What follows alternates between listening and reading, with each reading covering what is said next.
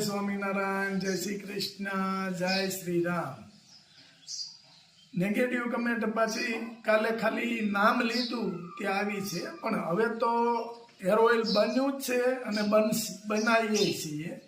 અને મારા વ્યૂઅર્સે બધાએ હેર ઓઇલ માગ્યું છે અને આપણે આપવું છે અને દિલથી બનાવીને આપવું છે, બિઝનેસથી નહીં, દિલથી.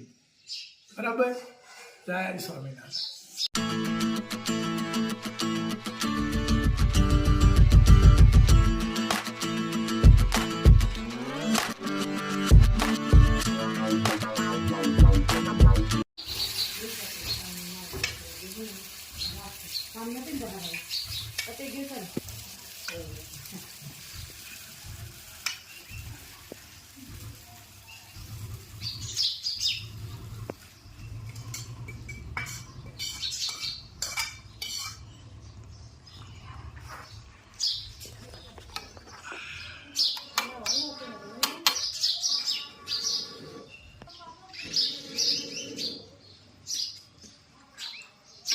તેલ ઉકાળવાનું કામ પાછું ચાલુ.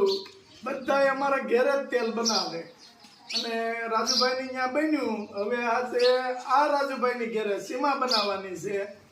સીમા, આમાં જે જે વસ્તુ નાખી હોય એ મને કહેજે બધું. બરાબર? લાય ડોયો હું પકડી રાખું. આ કેટલા દિવસ પલાળી હતી? 2 દિવસ. 2 દિવસ. હા, 1 દિવસ પલાળ તો પણ ચાલે. 2 દિવસ પલાળવી પડે તોય હાલે. હા.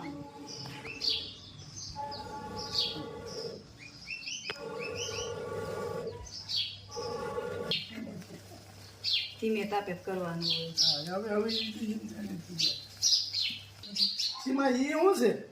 આ ખીલી છે, આની અંદર લોહ તત્વ હોય ને એ માથા હેર માટે સારું કહેવાય, વાળ માટે. ઓકે. હા.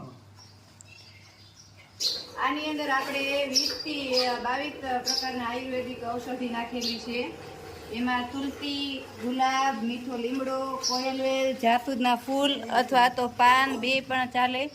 પછી કુવારપાઠું, ટોપરાનું તેલ, બદામને ભૂકો કરી નાખેલો છે, થોડોક એવો એવડિયું નાખેલું છે, અરીઠા નાખ્યા છે. અરીઠા ન હોય તો એના પાન પણ ચાલે, અરીઠાના. પછી દૂધી ખમણી નાખેલી છે.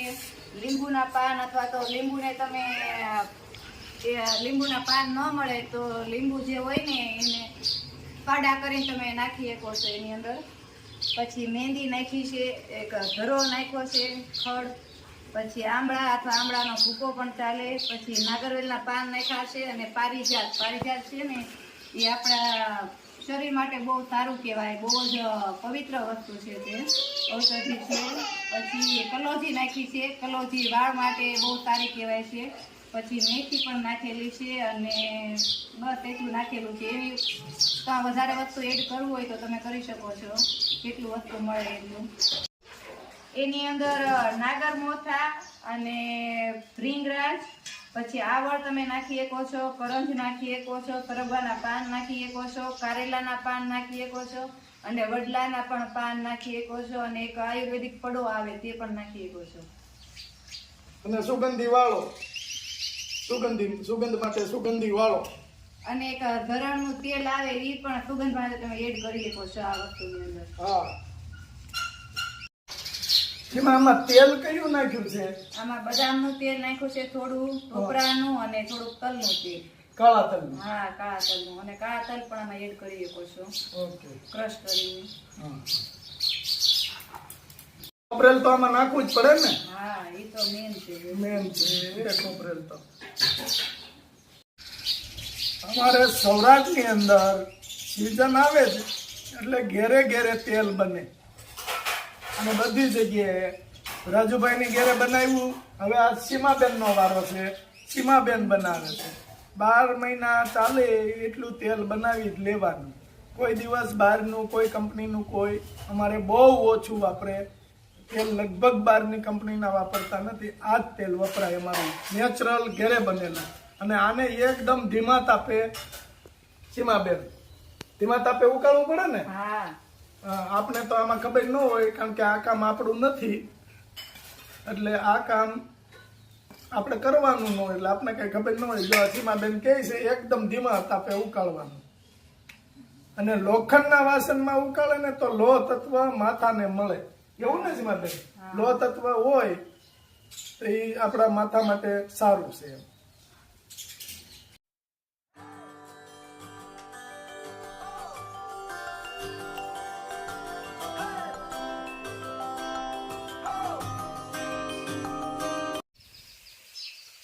જો ગ્રીન કલર આવતો જાય છે અને બધું ઉકળી જાય એટલે એકદમ ગ્રીન થઈ જાય.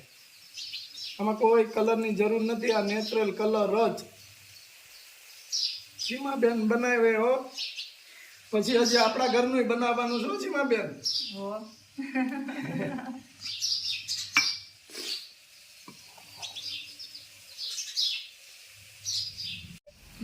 રાજુભાઈ ની ત્યાં તેલ બનાવ્યું તો બધા એવું કેતા હતા કોપી કરી. પણ અમે તો વર્ષો થા ઉકાળીએ છીએ. કોણ કોની કોપી કરે છે એ જરાક પૂછજો અને પછી એવું કમેન્ટો કહેજો કે ભાઈ કોપી કરી. અમારે અહીંયા તો વર્ષો થા બને છે અને અમે તો અહીંયા વર્ષો થા રહી છીએ. એટલે એટલું યાદ રાખવું કે જે અહીંયા રહેતા હોય એને ખબર જ હોય અહીંયા બનતું જ હોય એમ. આ લગભગ કેટલા વર્ષથી બને છે લીલ કાકી? 20 થી 25 વર્ષ ખરા?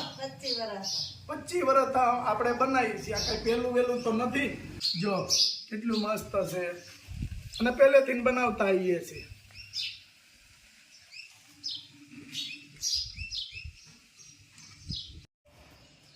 આ તૈયાર થઈ ગયું છે આપણું આયુર્વેદિક તેલ. એકદમ લીલું ગ્રીન કલર.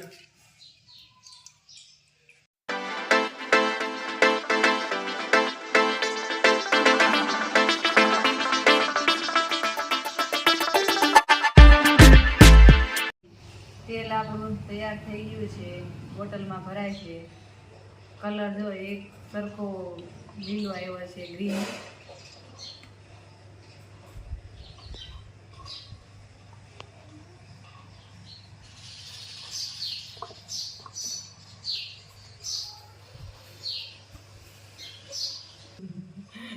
આપણું તેલ રેડી થઈ ગયું છે.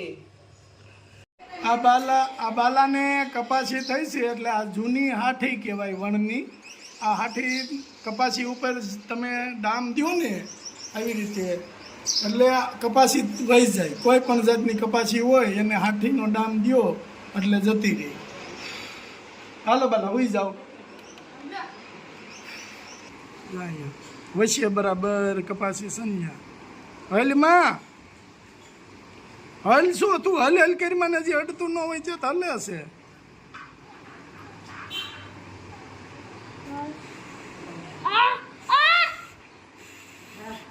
બસ લ્યો લઈ લીધું. હવે કપાસી તારી જિંદગીમાં ન થાય. અહીંયા જો બતાવ, વિડીયો બતાવે. જો થાય બળી ગઈ હવે. કાંટો અંદર હોય ને કાંટો બળી ગયો. હવે રેવા દે ભાઈ. હવે ડડવું વાર ન હોય કા પેલા આ ફેર જરીક જ અડાડ્યું. સારું હાલો. હાલો દોડો તમ તારે. અને હવે દુખે નહીં. દુખે ખબર નથી પડી. ન પડે.